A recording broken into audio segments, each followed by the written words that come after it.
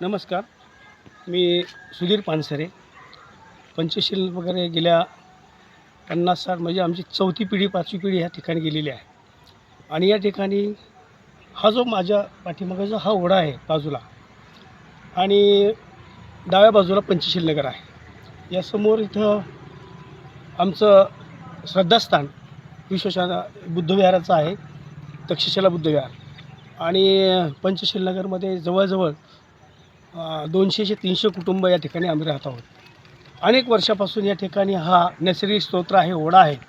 तर या ओढ्यावरती अनेक पावसाळ्यामध्ये या ठिकाणी पुराचे लोट येत असतात आणि ते लोट आल्यानंतर हे संपूर्ण पाणी हे पंचशील नगरमध्ये जात असतं. या ठिकाणी असा आम्ही अनुभव घेतलेला आहे अनेक वर्षापासून.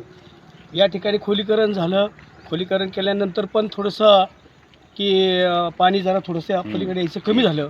परंतु आता या ठिकाणी ज्या कोणी हे आमचे माजी आता ग्रामपंचायत सदस्य आहेत कोणी, तर त्यांनी या ठिकाणी जमीन घेतली आहे आणि या ठिकाणी हे नैसर्गिक स्तोत्र अडवण्याचा जो प्रयत्न केलेला आहे. जरी त्यांनी म्हटलं असेल की ही जागा मी विकत घेतली आहे, परंतु आमच्या माहितीनुसार या ठिकाणी जवळजवळ 40 ते 45 मीटर बरोबर आहे ना गावठाण असेल हे सगळं. आणि ते गावठाणाचा भागसुद्धा त्या ठिकाणी अतिक्रमण करून दाबलेला आहे आणि हे पाणी भविष्यामध्ये पंचशील नगरमध्ये जाऊन जीवितहानी होऊ शकते आणि नैसर्गिक हानी इतकी जबरदस्त होईल की इथले अनेक कुटुंब उद्ध्वस्त होतील. आणि या ठिकाणी विहार आहे, दुकानं आहेत, काही घरं आहेत, ती घरं पण पाण्याखाली जातील.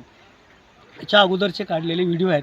पाणी आहे, पूर आलेला आहे, ते पाणी कसे गेले तेही या ठिकाणी आम्ही शूटिंग करून ठेवलेलं आहे. परंतु आता या ठिकाणी ज्या म्हणजे अडवलेलं आहे, अतिक्रमण केलेलं आहे, तर या बाबतीमध्ये आम्ही प्रांतसाहेब यांच्याकडे नोटीस दिलेली आहे, ग्रामपंचायतीला नोटीस दिलेली आहे, तहसीलदार साहेबांशी आम्ही बोललेलो आहे, त्यांच्याशी त्यांना पत्रव्यवहार केला आहे. त्याच्यावर आमच्या 50-60 लोकांच्या सह्या दिलेल्या आहेत. जर इथून पुढं आम्हाला न्याय नाही मिळाला तर आम्ही न्याय कोणाकडे मागायचा आणि जर नाही मिळाला तर कदाचित आम्हाला आंदोलन करावं लागेल, उपोषणाला बसावं लागेल, त्याशिवाय न्याय मिळत नाही असंच म्हणावं लागेल.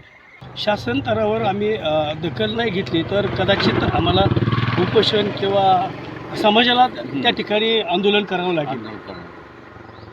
उलट आत्ता जास्त परिस्थिती होईल. आता हे झालेलं अतिक्रमण खरं तर काढावंच लागेल, त्याला पर्याय नाही. नाहीतर शासनाने ठरवावं हा बॉक्स हे पूर्ण पाडलेला आहे, जो नैसर्गिक जे बांधलेला आहे पूर्वी, मला वाटतं 10-15 वर्षापूर्वी हा पूल बांधलेला आहे आपल्या काळामध्ये आणि तो पूलसुद्धा यांना पाडलेला आहे आणि पुलावर सुद्धा अतिक्रमण केलेलं आपल्याला दिसतंय इथं. तर हे आम्हाला ह्याच्यात न्याय मिळावा आणि शासनानं ही तर दलित वस्तीसुद्धा योजना आहे, दलित वस्ती आहे इथं, दलित वस्ती म्हणून तरी लक्ष द्यावं एवढंच आमची विनंती आहे शासनाला पण.